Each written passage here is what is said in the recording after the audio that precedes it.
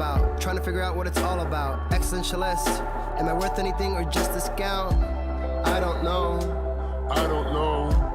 I don't know. Spending time all alone, sending my songs through the phone, dreaming of a better home while focused on trying to hone this craft, witchcraft. I hope the brujas let this last. I don't know if the earth is painted blue. I don't know.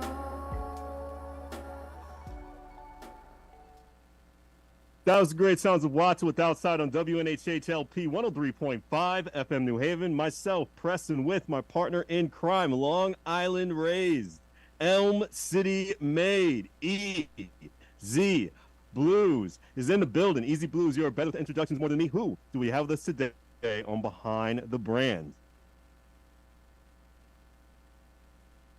Has anyone wanted to be introduced by Miles Morales before? Because I feel like I'm being introduced by Miles Morales, and I'm really loving that right now. I'm digging this look for you. I love to stare upon your face, but now this Thank you so much. Even better. So I just wanted to take the time out to give you props for this. I did not realize this was the cosplay edition of Behind the Brand, but apparently it's the cosplay we got edition surprise of Behind the people Brand. every now and then. I think it's appropriate. Yeah, of course. We got to surprise people every now and then, especially with the guests. I think it's have to set the mood. I get you. I get you. So now that we've ladies and gentlemen, the wonderful point in time in the world, lock your mind into the world of pure imagination. Come with me, and you'll see in a world of pure imagination. Understand that it is the bond between two that creates something that is so wonderful that there can be amazement. And to forever and ever, whether it be through intoxication, whether it be through the pen to paper, whether it be through the images that warp and twist our minds, we are forever, ever, ever, ever, ever, ever subject to the wonderful world of imagination. We've had amazing musicians on this show. We have had amazing writers on this show. And today, once again, from our most favoritist form of art and communication, we have the amazing, the incredible, the phantasmagorical Mark Frankel and Alan, a last name I'm not going to pronounce, and I'll have him correct me later. I think it's I feel like I should correct you on the first name. It's Alex. Yeah, not Alex. Oh, sorry. I was just about to say that. The thing was small. The thing was small. All right. I had a lot of coffee this morning. Some craziness had happened. All right. The first was the last. The last was the first. And we are here with Wayward Media to talk about the amazingness that is Wayward Raven Media. Wayward Raven. Yeah, go check it out. and anything, comic books. Boom. Yeah. I knew there was a second part of it. Wayward Raven Media. Now, you guys do comic books. You guys do drawings. We actually met you at the Connecticut Connecticon. Yeah, Terrificon. Terrificon. Yeah. Man, I am off on so many things today. I'm going to blame myself with this too. He didn't realize this was coming, so I'm just going to blame myself. So I apologize to the guests. You know what I'm saying? No. Shocked seeing me like this. It's 100% my fault. I took a sleeping pill last night, and now I'm here. You took a sleeping pill last night? Mm-hmm. Let's get up, man. Let's get excited. We got some great people with us today on Behind the Brand. Right. Easy. Let's go. Well, for now, now that I've completely butchered, and hey, you want to know something? It's been 4 years since I've butchered an intro, so that's pretty good odds. Pretty good odds. Well, but now that I've completely I feel like it's on brand for us because we butcher everything we do. So it's us that's affecting you. It's not you. It's us.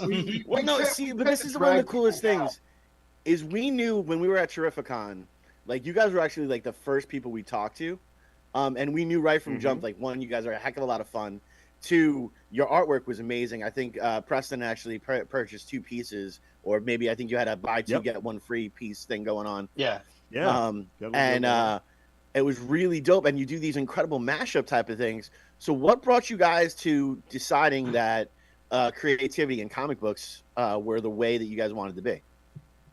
Oh well, I mean, Mark and I, we've been comic fans from the jump. I mean, and that's kind of how we met too. The funny part is like, so, Mark, you want to tell the backstory, or should I tell the origin story? Well, I'll tell you what. I'll start, and then you kind of move on, right? You pick it up. But I mean, so we have another partner, Josh. He and I have been writing for a while. We actually were writing. We were writing stage plays, and we had all these kind of cool ideas of stuff we want to do, stuff that's just very different outside the ordinary, and it wasn't the right medium. And we had been comic book fans for years. It was just one of those things that like we didn't really think about it. For some reason, we didn't put two and two together. And then we actually were at New York Comic Con that year and started looking around thinking, this is something we could do. This is the right medium for what we want to do. And why it didn't dawn on us before, I think we had to get hit over the head with a sledgehammer or something. But that's also on brand for us, sadly. But that just kind of, so we started actually creating comic books. We started writing together, and I also happened to work in human resources as a recruiter, and I called Alex for an interview, and I'm going to let him take it from there. But that's kind of how he and I. Yeah.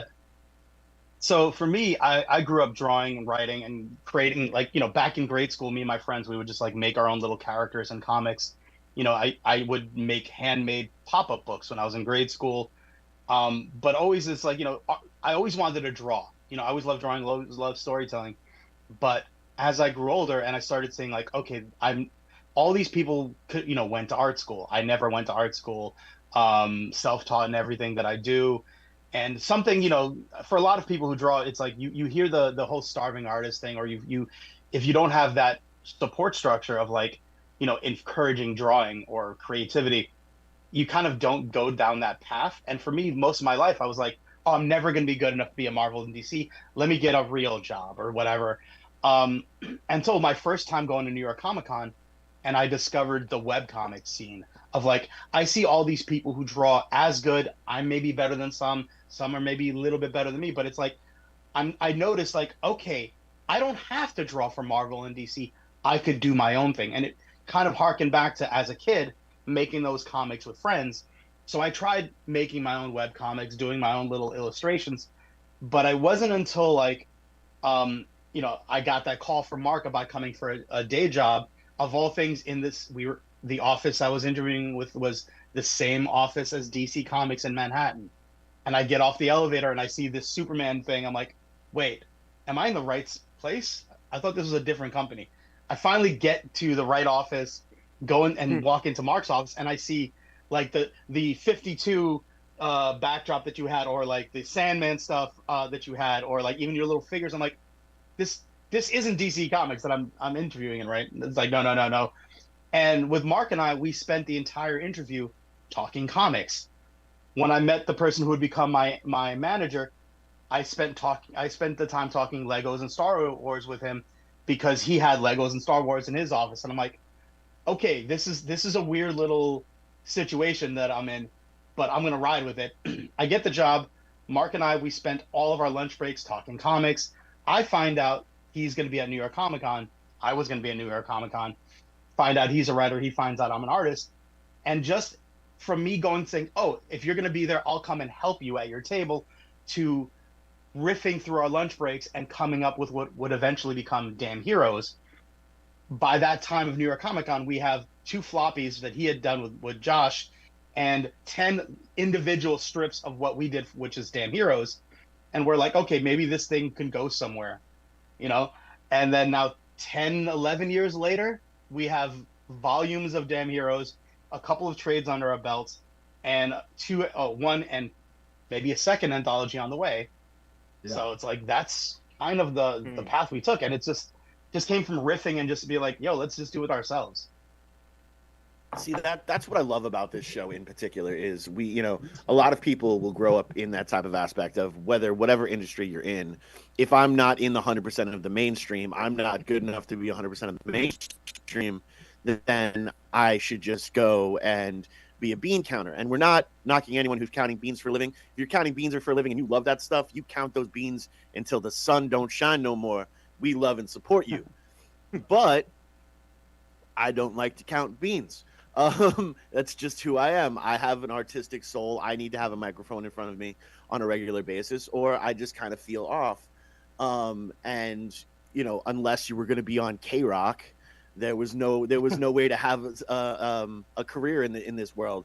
But now, I mean, we have one of the longest running shows in New Haven, knocking out of the park, just sitting and talking with cool people, about the way that they go about things.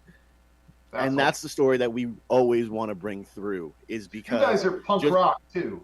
That's hell yeah. I don't know if I'm allowed to say that, but hell yeah. Yeah. No, you can say hell yeah. Heck yes. Heck yes. Yeah. Or shenanigans. But but that's really what it comes down to. And I mean, to be honest with you, we're so punk rock. I'm actually in a band that was nominated for a NEMA second year in a row for Best Punk Act of 2023. So I'm just saying, shameless plug, yada yada yada. Gotta be closing. Gotta always be closing. Come on. Oh wait. Yes, See, sir. Sir. This is what's so incredible, is when you get around artistic people and stuff like that, and especially artistic people that are engulfed in pop culture. You can say ABC, and what always be closing means. Where that came from. And I love that that's really the root of your guys' story, is by having a conversation about pop culture and about all the little different things that was, even 10 years ago, really considered more geek culture than mainstream culture, is now at the forefront of mainstream culture. How does that feel? And also, why is Chasing Amy your favorite movie? I mean, Clerks is actually more of mine, but Chasing Amy was one of the ones that kind of lit a fire under my tuchus to get into more of the indie stuff too, because without Kevin Smith, I probably would be a bean counter. So yeah, same. Yeah, same. We look alike. That's why I mentioned him. I'm more well, the funny thing, yeah. It is funny with the whole Kevin Smith thing. As somebody who grew up in New York and now is in New Jersey, I was the reverse, because I remember hearing them talk smack about New York, and I'm like, hey, wait a second, man, that's my hometown. Now it's like, oh wait, I'm one of them now. You're like, now that makes total sense. Yeah. I will admit that every time I need a random number, it's always 37 in a row. Oh my god. Hold on. That's how I know somebody's cool. I have to show you this now. Nice. The number 37 one, the 37 pop. Nice. So, but no, actually, since we're showing off this. Oh yeah. I mean, this is mine. I got it because it looks like me. Same. I used to put it on my desk. I get mistaken. I'll turn my hat backwards the whole time. Actually, for the longest time, whenever I would take my kids trick-or-treating, if I didn't have a costume, I would just throw a suit jacket on and turn my hat backwards and wear shorts.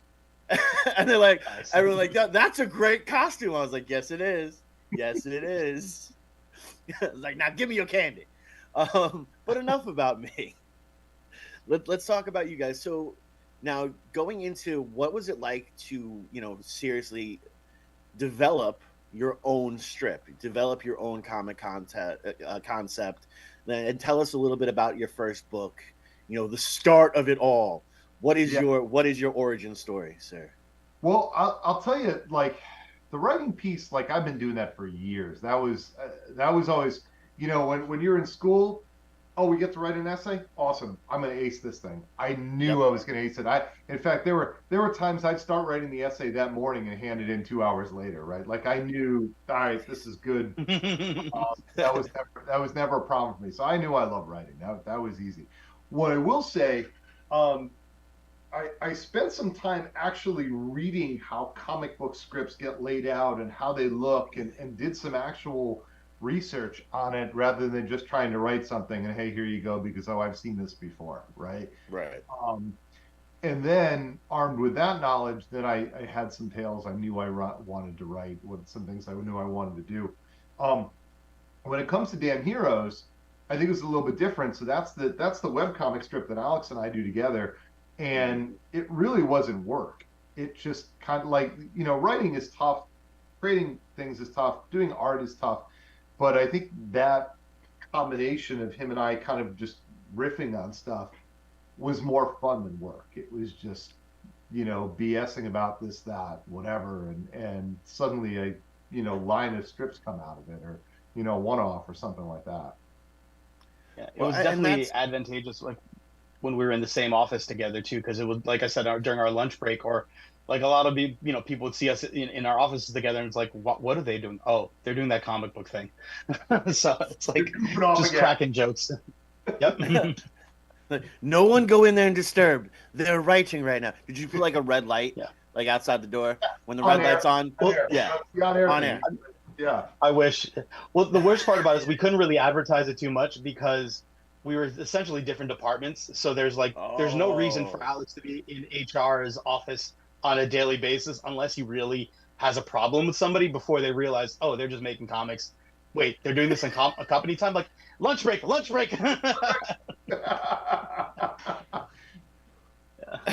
we weren't doing it on company time. We were merely, Oh. we were merely coming up with new ways and inventive ways for training videos. These are training Yeah. stories. And every once in a while at work, you have the damn it aspect, and you have to be a hero. So damn it, be a hero. And that's really where it all came from. That's the truth. No one was using company time. We only poop on company time. That's what we do. That's the only Yes, time yes, we yes. do That can that. take hours Excessively. sometimes, but nonetheless. Yeah. nonetheless. It can take hours.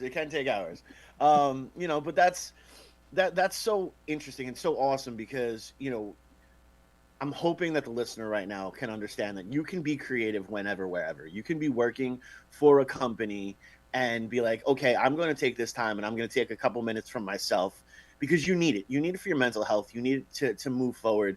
If it wasn't for creating, I would definitely have a hug me jacket on every single day. And I would probably be counting all the wonderful cracks in the ceiling. But thank goodness, we have these things that can take us further beyond just those normal type of aspects. Well, that's the thing. You gotta tell everybody, go try things, fail. Yep. I mean, like look, what you get to see is the product of the things that we think we did right. We think. Right. We assume we did kind of sort of right, feels kind of good, whatever. But we have screwed up. That's not the word I want to use, but I'm cleaning up. I know. We've I appreciate screwed that. up, quite often, and I tell people, listen, whatever it is, figure out your outlet and do it, and don't worry about what other people think, if they're going to buy it, if they like it, if they don't like it, who cares? Just go do it, because suddenly you look, this is 10 years for us. We've been doing this, Right. and it flies by, I mean, No, I don't know if we've found a success yet, but the more you fail, the better at it you'll get, if that makes sense. So yeah. No, we tell people here on the show all the time. Anyone who ever asks me for a type of advice, I'm like, fail often and fail gloriously. Like just as just all in as you can possibly get. I used to, I'm a single father of twin children's, and when they were younger, during the summer we'd all wear shorts, and it was the scrapes and cuts that were on our knees that were our trophies that we had a good summer. And that's because we failed a lot at a lot of different things. Failure is so super important, but yet we are so programmed by society, and everyone it's really coming from a place out of love. No one wants to see someone else fail or anything like that. Yeah. So I don't think that people around you are being malicious when they're saying, don't do that, go count beans. I just think that they're worried about you, and they want what's best for you. Not really realizing that what's best for you is putting pen to piece of paper. Now, if I remember correctly, and as we could tell by the intro today, my brain If is not you all remember, there. we're on WNHHLP 103.5 FM New Haven. Myself, Preston, and my partner in crime, Long Island Raised, Elm City made Easy Blues in the building. Easy Blues continue. That was dope. You guys also make beer? Thank you. Yes. Oh, see? And he's prepared. Oh, So, Do that bad boy. how did you guys bridge that gap? How did And are you going to have like a comic book about the brewing process, like Brewman? Is that coming soon? Did I just give you an idea? We've been talking about that. We've been talking okay. about that, but Mark, I think Mark and I, we've after the first few years, we definitely used conventions as an excuse to try new beer and do like little mini beer tours. But Mark is the brewmaster there. He's definitely like Pales, and he's the brew guy. I'm more of a whiskey guy, but when it comes to beer, that's Mark. That's mostly Mark. Yeah, my Untapped is crazy. It's got I don't know, 3,000, 3,500 unique beers in it, that sort of thing. I'm always looking for something different, but that's great because you got to know what you like and just kind of get a sense of how things work so you can put it all together. I've been brewing, I forget how many years now, to be perfectly honest, but a buddy of mine got a kit and he's like, hey, you want to try this? I'm like, yeah, let's try it. And there was a great place in Monroe, Maltos, that unfortunately isn't around anymore. But I got a kit too and started with some of the kind of in the box sort of stuff they had, and now it's just keep adding to the setup, keep looking for different ways to do things. It's all grain now. It's the most recent one I made that I bottled on Wednesday is a fest beer. So it's an Oktoberfest, and it's just a nice, real easy drinking, although probably about 8.5% alcohol, fest beer. So a little bit more kind of on that lager side of things, the malty side of things, with a little bit of almost like a Heath bar flavor to it. So really. Oh, we're gonna talk. I will definitely be stealing a few bottles. Yeah, we gonna have. Look, you have piqued both the addictive sides of my genes and the fat kid sides of my genes. So I am fully with a Heath bar that can get you drunk. What? I used to dream of that in 5th grade with my comic books. This is amazing. Yeah, well, that's also how we bridge the gap. A lot of times it's like, you want to have something to drink while you're reading. Yes. So. Oh yeah. Yes. Yeah, absolutely. Actually, in fact, the label of the beer is one of our characters too. So, that's cool.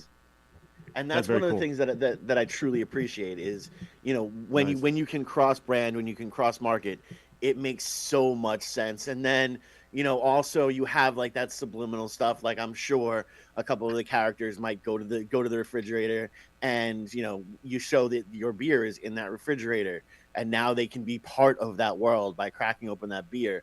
All of that is so super important, and I'm pretty positive you guys just do that just because it's fun. And I love Easter eggs. I'm a big fan of Easter eggs, and the more you can put in there, the better. What is your favorite Easter egg, and how can we spoil it for people? Wait. I got you. I got you with that one. This one, and I want to give Alex props for it because every time we do a television in Damn Heroes, if you see a TV, Alex takes one of our panels from our comic books, so from Horseman or Signed or The Ascendant or one of those, and puts it up there like they're watching it on TV. And I love it. Even better, like some of the things I've put in there are things that we haven't released yet, which is even better. So it's like a Pixar pre-Easter egg thing. But also in some of, especially I did it more in our early strips, but sometimes I do it in the newer ones. I'll put like these little weird Easter eggs that are hard to catch. So if you see it, it's like a reward.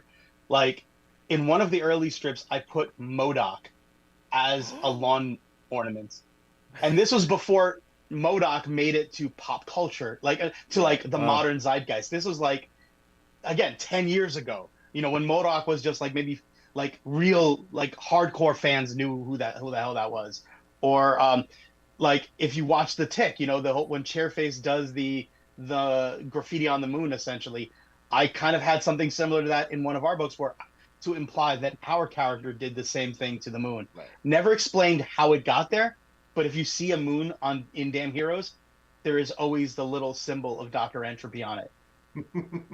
So it's like stuff. I love Easter eggs. No, Easter eggs are so super important. And, I remember them being... I remember when DVDs like first really came through, and then you literally had like the Easter egg hidden in the menu screen, and that's how you could do the karaoke version of Shrek. And it was one of like the coolest things humanly possible to see like deleted scenes and stuff like that. So like even on this show, like sometimes when we'll have some hip hop artists or some music artists that a lot of people won't know, I'll go to their Apple Music page and I'll use their song titles. And I'll tell the intro story all using their song titles just because it's fun. And it's fun to just kind of give that little extra thing there. So when you guys are moving forward and pushing, you know, what is that truest inspiration for you guys that makes you guys continue to go through? Oh, that varies. Yeah. I just love what we do. So Honestly, I think I get a lot of energy off of going out, meeting people, having people come say they love what we do. I think Alex and I kind of, feed each other's energy. Josh does the same thing for us. I mean, it's, just I think in a lot of ways it's kind of creating because we know people enjoy it. That's really what it comes down to, Well, I think also Mark and I, we do have some of the same inspirations, and the one through line just coincidentally in a lot of our stuff is mythology. Like superheroes is the modern mythology, so a lot of our our superhero stuff, that's obvious, but like coincidentally, like I'm big on mythology, and so is Mark. Most of our stories, like either Greek mythology, we have some Babylonian mythology. We actually our most recent thing, which has yet to be published, was a story about the children of Ares. And they're like, beefing together. We have one of our kids' books about Babylonian mythology. We have something else that's coming out about, like, I guess it's more on the Celtic side with fairies and such, the fae folk. Just, coincidentally, actually, to bring it back around to We Suck at Comics, both of our contributions to this, Mark's is based off of, I think it was Babylonian mythology as well. Mine is more of Greek folklore in a sci-fi setting. Which actually, going back to Easter eggs, if somebody can spot there's one opening scene. If they can spot where that's from, extra points. If you tell me this at a con, what I use as reference. But yeah, like mythology is definitely something that really inspires us, and we do a lot with that. Yeah, I think music too, but like that's more subtle. So, what can they do with their extra points when they get them, though, Alex? That's the question. I mean, depends on what we have at the table, really, and what show they're at. It's a high five. They get an extra high five. That's what it is. You don't give nothing away for free. We don't give nothing away. Yeah, high fives is the only thing we give away for free. Everything else you got to purchase. What's the saying? First taste is free. Yes, the first taste is always free. Tickets. If you bring enough tickets, right? I mean, you can get like a little, like the mustache comb, or I don't know what else. Is there a sticker? Maybe. We do have stickers. We generally do have stickers, and yeah. I didn't mean for the awkward sound, but I said stickers will be cool. I'm sorry about this. I'm just gonna be a fly. No worries, dude. That was spider, awesome. So let me just back up. Awesome. As you can see, I love stickers. We have stickers, plenty of stickers. Yeah. Well, nice. And that's something that's really important too, and really, really like the combination of the music scene and the comic scene and kind of like that counterculture scene are stickers. When Preston and I went to Terrificon, it was the stickers that led us the way when we could not find the proper bus to get on. It was like, okay, well, this has a Terrificon sticker 5 towns over, so we must be close. And here we are playing, Carmen San Diego while trying to figure out how to get there at 6 o'clock in the morning. Ooh. You see all the stickers I have here. Yeah, I know. That's why I was like, ooh, nice. I'm sorry, man. My ADHD just kicked in like ridiculous. I'm sitting there trying to prove a point, and all of a sudden I'm like, ooh, shiny. I'm just surprised like you haven't like been looking at my backdrop and getting distracted because all like the little things I have on here. 100% of the time between that and the Pittsburgh thing, I'm just kind of like lost right now. I'm lost in the actual sauce. Baby. But that's like the sticker culture is so huge, and if I find a stop sign in any area that doesn't at least have one sticker on it, I don't want to be in that area. Like, this is not a fun area. More than likely, they're not going to like people who look like me. I have too many tattoos or my beard is too scraggly for them. And that's fine. But like, and then I'm gonna also probably attack their stop sign with 1.5 million stickers because I can. There it is. That was going to be my question. I was going to say, why don't you have stickers that you could just start slapping on these suckers? Oh yes. Oh yeah, no. Penguin stickers happen all the time. It's so fun because you're the Pittsburgh Penguins. My band is Shame Penguin, so it just works out. You know, and the one time we played Philly, I have the Pittsburgh colors for the hat. And they People didn't like- run you out of town, huh? Yeah, they were like, "Oh, this is great. This is you get us." I was like, "Not really. I made a mistake when I ordered this hat, and it just happened to work out in my favor today." You know. So, you know, as you guys are continuing to evolve, you state that, you know, mythology is a big influence in you guys. You know, punk rock's a big influence in you guys. Beer is a big influence in you guys. You know, so what can we expect? What's the next influence? What haven't you tapped into?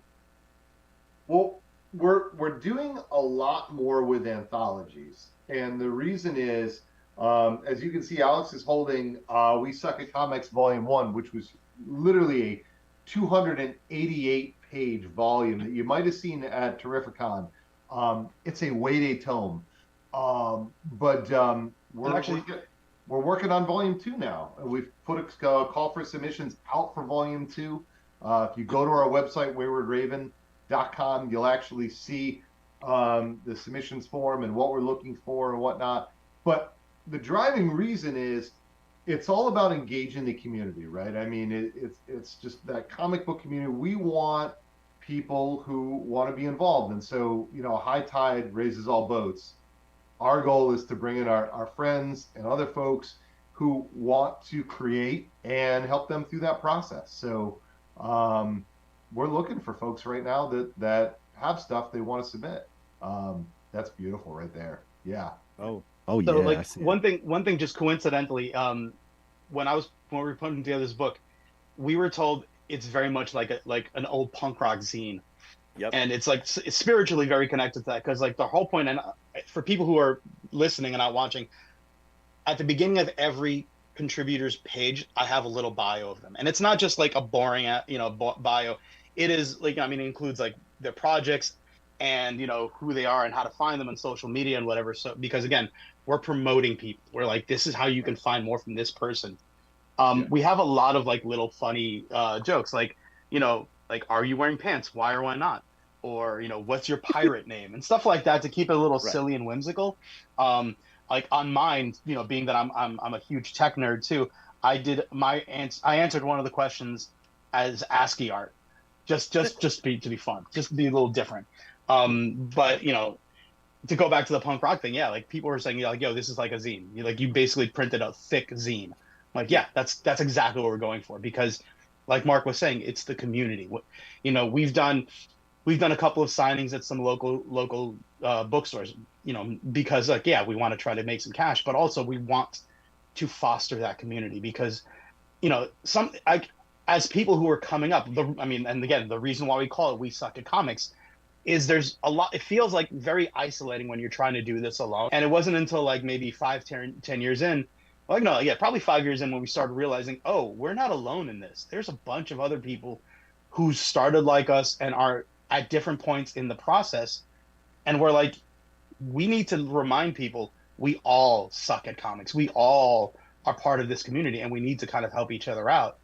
So it's like, you know, yeah, we're trying to make some cash, you know, like everybody else, but we're trying to help each other out too. And that is something we really, truly, you know, practice what we preach on that.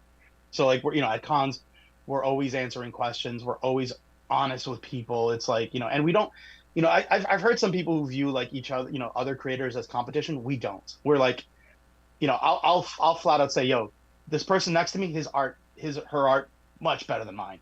You know, I'm always, and like, you know, like at a con especially, like you might have people like they're looking between your table at somebody else. I'm like, look at them first, then come to me. I'm making sure the person next to me is making some money too, is getting their word out there too. So, yeah. Well, no, that's super important. Go ahead. Yeah. Oh, absolutely. So I was going to even say that the first issue, the theme was rejection, right? Mm-hmm. Like send us your stuff that's been rejected. Send us the stuff that's about rejection, whatever it is. Tie the theme in. Part of what Alex did with that panel was ask people why does your story fit the theme of rejection, right? Mm-hmm. Because we want those stories, and sometimes they're the most interesting stories, right? I love Marvel, DC. I love the traditional comic books and stuff like that. But the stuff I really, really like is the stuff that kind of brings in that human element, that thing that makes us all kind of who we are, right? Um, and even in this next volume, the theme is coloring outside the lines. Mm-hmm. We want stuff that's different. We want stuff that isn't just traditional. That's not saying we don't like the traditional stuff and we'll turn it away, but by all means, like, send us your crazy stuff. We want to see it. Yeah, actually, Well, and speaking of different, like, oh, sorry. Go ahead, Oh no, P, what's up? I just want to just piggyback off the great stuff that both of you just said. That's pretty much the reason why we wanted you guys on the show. Most booths that we went to, or actually not most booths that we went to, most booths that I usually go to when I go to cons, there's no really interaction when it comes to the fans. It's pretty much just like a salesman approach, and we feel pitched instead of have like a connection with people. And from what you guys said with conventions and comic cons, that's the same reason I joined. And I just started knowing about conventions about 2 years ago. Just a whole bunch of crazy people like me, and with the same amount of weirdness, just expressing ourselves. There's like really a no judgment zone there. You can be who you want to be, like a Miles Morales or an Easy Blues. You may have Easy Blues cosplayers in the foreseeable future. You may never know. Unfortunately, But, it's just a fat guy with a beard. Fortunately, be proud of yourself, buddy. Be proud of yourself. We love you. Hey, But, man, I'm there with you. I know. I got you. you know, There you go. but generally, like, it's really just meaningful, you two just saying that, having connections with the fans and talking to them, because like they're the reason you're here. And I feel like a lot of people at these conventions, not just comics but just in general, don't really know that and are just in it for the buck. So I just really appreciate you guys saying that. But go ahead, Easy. Yeah. No, Yeah. it's so super important, and that's like the biggest key aspect. Even like in doing music or doing like this radio show, I do think that other people are competition, but in that friendly type of way. Like, this person just knocked it out of the park. Now I've got to go knock it out of the park. And hopefully, like, by me stepping up, they're going to want to step up even more. And then you're just giving the best content out there. We talk about it all the time. Preston and I are huge wrestling fans, but we understand that if, it's not one company's better than the other company. It's the fact that, there's now multiple coverage and you can get the best content out there.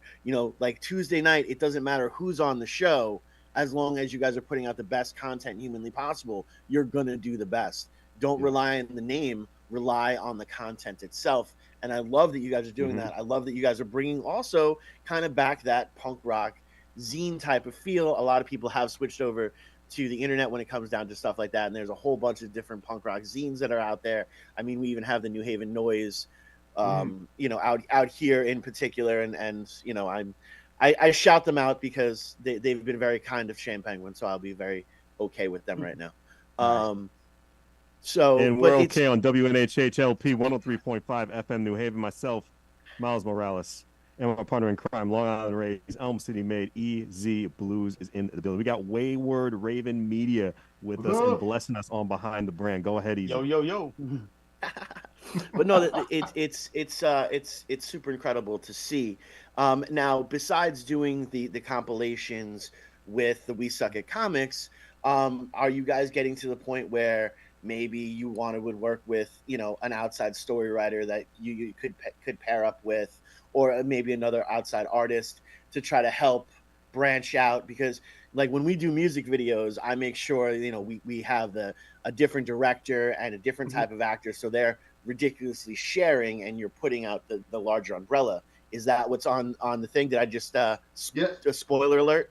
No, we do that kind of anyway. We use different various artists for pencilers, inkers, colorists, letterers, that sort of thing. We have been since the beginning. But then even so, like we're always looking for folks that want to collaborate. Actually, Alex may want to tell you about Sebastian, so I'll let him do that. But coincidentally, from the Neverending Story.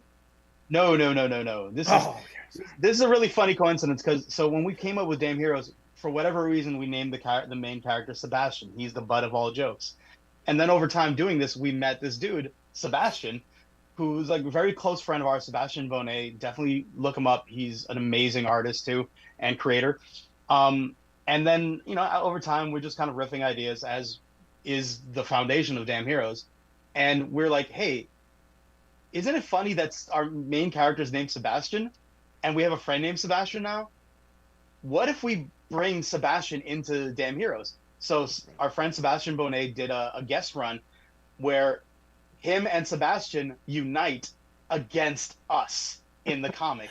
And it all started with one year I was gonna miss Comic-Con. Actually, no, even before that. Someone went to freaking Hawaii or something like that. Well, no, it was also before that, because it's like, so like I was planning on ditching NYCC one year because I was going to Hawaii because my buddy was getting married, and my wife is like, sorry babe, you're missing Comic-Con because we're going to freaking Hawaii. I'm like, okay, that's fine. Yeah, I know, right? Fun in the sun, New York City, meh. Unacceptable. Unacceptable. But we always used to make the joke that Sebastian was Alex number 2 because he was like the backup that year.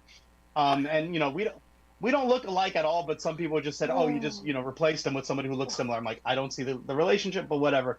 So that's been kind of a running joke. And when it came into the comic, the idea was they replaced us with Sebastian Bonet, and it was this, I think it was like a good 10 strip run. No, it's like 12. Yeah, exactly. So it was cool because we had them both drawing it. So I started out writing it like Alex writes this, right? And then it kind of morphed into Alex does maybe the first panel, and then Sebastian kind of picks it up. And you could see where the Sebastian kind of replaced Alex as, as kind of the person who I was working with. And then like it kind of goes through with Sebastian's artwork, which of course, not to ruin it for you, but I get my comeuppance for replacing Alex and find myself out of a job also. So that then kind of the whole plan is how do we get this back? And so you kind of see it then slowly morph back into Alex's artwork. So it was pretty cool. It was a lot of fun. Yeah, definitely. And like I've included him now as like a background character here and there as like a little Easter egg. Well, if you've got the page handy, you ought to show off the page in Sebastian's piece. Yes. In We Suck at Comics, Volume 1, where he's got, now Sebastian's also a huge wrestling fan, so he's got the two of us in the crowd, right? Yeah. In fact, his whole story is about like wrestling and stuff. So like he put our Damn Heroes characters in the background in the audience, which is awesome. Nice. Although he got the colors wrong on my 3D glasses, so I'm gonna have to yell at him for that one. Did he get them wrong, or did he get them just wrong enough that they doesn't have to pay copyright? Damn it! That's his plan. There's always a catch. I'm saying the second one. He is a crafty. Me and Easy were singing the same thing. Son of a so-and-so. Same thing. The second one. Yeah. Usually. But to kind of add to the whole collaboration aspect, we've also taken a stab at publishing. In the past, we've published a series called The Committee, which was created and illustrated by a young man named James Emmett, and we have something else coming out soon by a young lady named Catherine Blakeney, and she is awesome because she's like a female Indiana Jones. Like she's literally, I think if she's not on her way back from Egypt right now on a dig to NYCC, she's probably going to be there soon. So we're getting ready to publish her graphic novel, which is, there's an excerpt of it in We Suck at Comics, Volume 1. So wait a second. Is this the comic book person you're writing, the comic book writer, the comic book author, or is this the character? Because I was like, a female Indiana Jones. I'm like, yo, I'm in for that book. Like, let's go. And now you're actually talking about the person. So you're going to pass you're going to pass us that information because that's an interview that needs to happen. I need to interview a female Indiana Jones, and I mean, not to be weird, but the whip's okay. It's even funnier when you meet her in real life. She's an amazing person. I think she's supposed to be at NYCC, right? Or is she coming this year? Yeah, we'll see her at NYCC. Okay, cool. We'll see if we can help set it up. It's awesome. But yeah, so like we're publishing her entire thing. She wrote it, illustrated, lettered. She did everything in the book. We're just basically putting it together and shipping it out for her. In the past, when we've done these collaborations, it's usually like James. I think he wrote and penciled it and did some of the inks, but we hooked them up with an inker, colorist, and letterer. Yeah. Catherine's just doing the whole thing herself.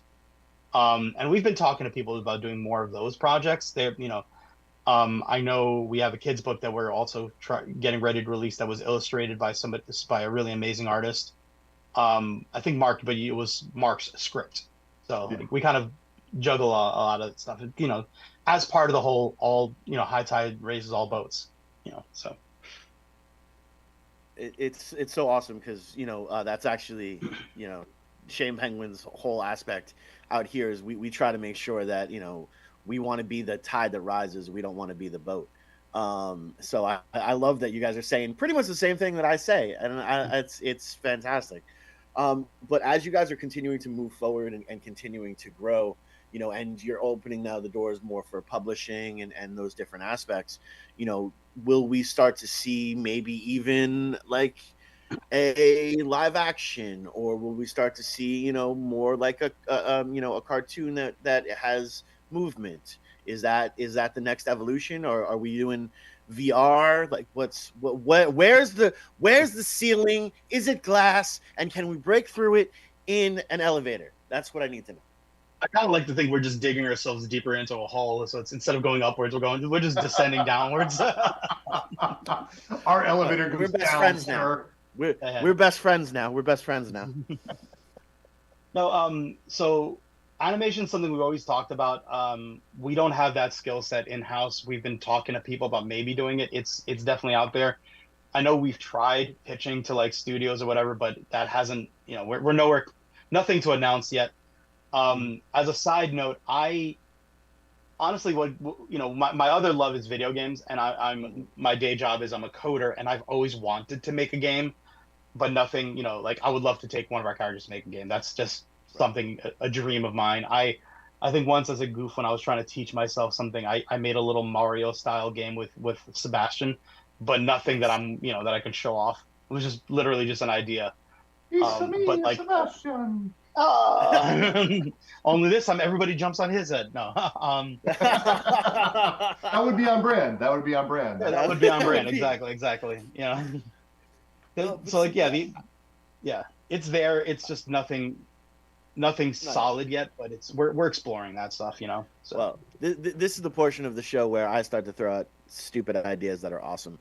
And I was actually thinking, instead of like doing it where it's moving, especially now with TikTok and stuff like that, just doing it voiceovers over your panels. Releasing a couple of pages at a time. We saw that work really well. I believe on Netflix they did that with X-Men a couple of many moons ago. And I think that'd be real good, and that'd be real punk rock. And I mean, if you guys need anyone to do voiceovers, we have microphones. We have Nice. the technology. Nice. That would be awesome. Kind of like that idea. Absolutely correct. Oh, I recognize that there piece. it is. I love that. Yes. That's amazing. That is fantastic. See, that also just goes to show like where my creative mind goes, because for those who are listening, he just showed this mashup I did of Bender with the Infinity Stones, but like I really went in depth of like, no, he wouldn't have a gauntlet. He'd have rings and jewelry. So, and he wouldn't have just the one, the initial set. He would have gone to the multiverse and stole a bunch of Infinity Stones from other people, So yeah. No, but it's so important, and it's so super interesting, and I love. That's one of the things that really drew us to your guys' booth is the mashup aspect of it, because my brain lives in mashup. Like it's just whether it be music or that's another dope one. Nice. That's my childhood right there. But also you can see that happen. Like in my head, that has happened 1.5 million different times. And I just think it's absolutely amazing. Elmira Fudd choking my pocket raccoons. Yes, absolutely. Like my little sister used to be Elmira, and we actually got her a fur ball to carry around just so she wouldn't choke the dog.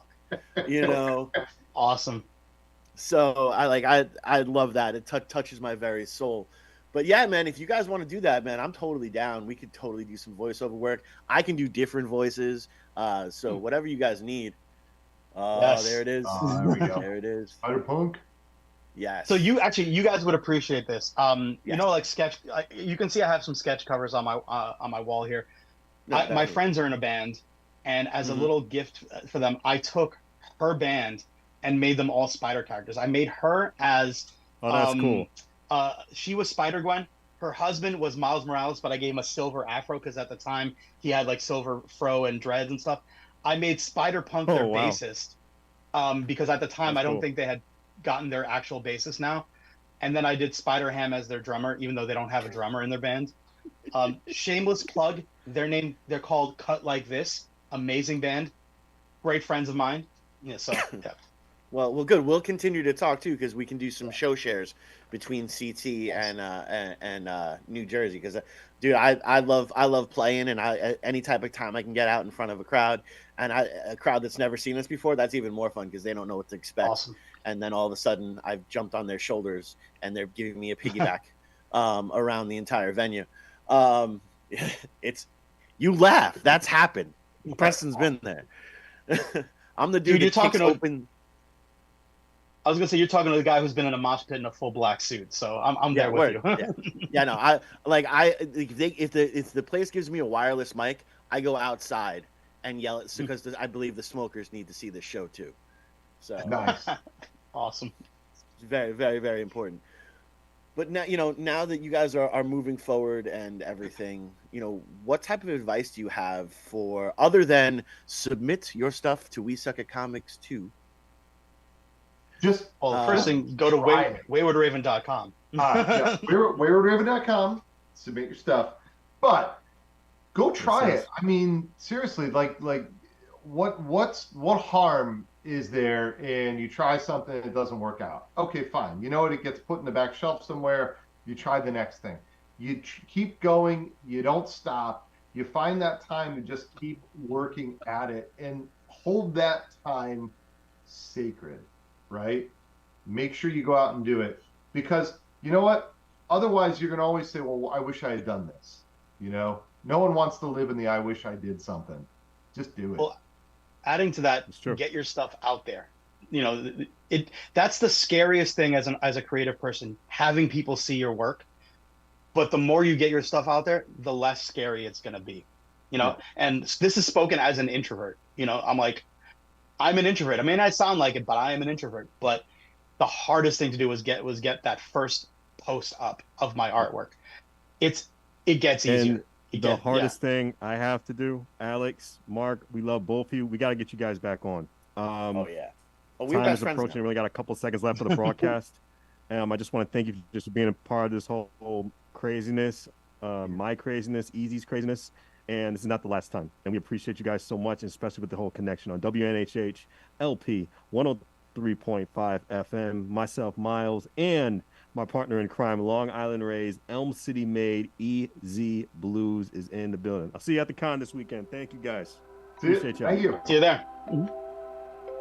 Wondering what to write about, trying to figure out what it's all about. Essentialist, am I worth anything or just a scout? I don't know. I don't know. I don't know. Spending time all alone, sending my songs through the phone, dreaming of a better home while focused on trying to hone this craft, witchcraft. I hope the brujas let this I last. don't know